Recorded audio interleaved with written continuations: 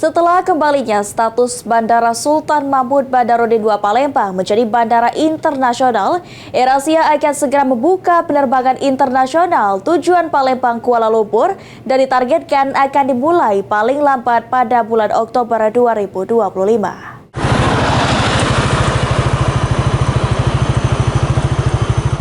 Dengan kembalinya status Bandara Sultan Mahmud Badarudin II Palembang menjadi bandara internasional, saat ini pemerintah provinsi sedang berupaya melakukan pendekatan kepada maskapai untuk membuka penerbangan di Bandara SMP 2 Palembang, salah satunya dengan maskapai AirAsia.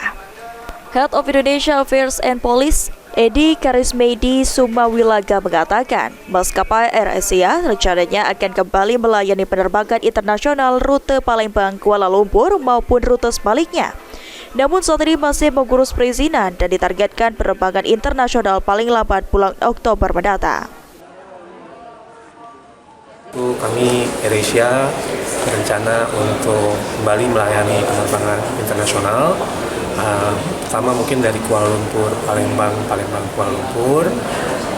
Rencananya kami ingin melaksanakan ini. Proses perizinan sudah kami masukkan ke Dirjen Perhubungan Udara dan direktur terkait, dan mudah-mudahan proses ini bisa berjalan lancar. Target kita bisa beroperasi antara September Oktober, tapi kemungkinan bisa lebih cepat lagi kalau perizinan bisa lebih cepat selesai. Sementara itu, Eksekutif General Manager PT Angkasa Pura II Palembang, Raden Iwan Minayamadar mengatakan, dari sisi fasilitas SDM dan prosedur Bandara Sultan Mahmud Badarudin II Palembang sudah sangat siap untuk melayani penerbangan internasional. Ada isu dari si airport, kita juga sudah menyiapkan semuanya semenjak KM26 TMT tanggal 25 April 2025 kemarin sudah diterbitkan 3 airport domestik menjadi airport internasional kembali. Salah satunya adalah Bandara Internasional Sultan Mahmud Badarudin II Palembang yang pastinya menjadi salah satu kebanggaan masyarakat Sumatera Selatan.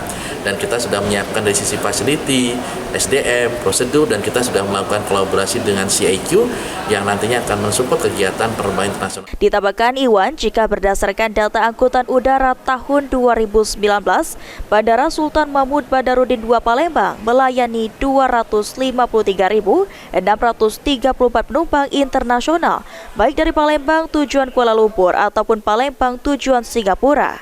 Eki Saputra, PAL TV.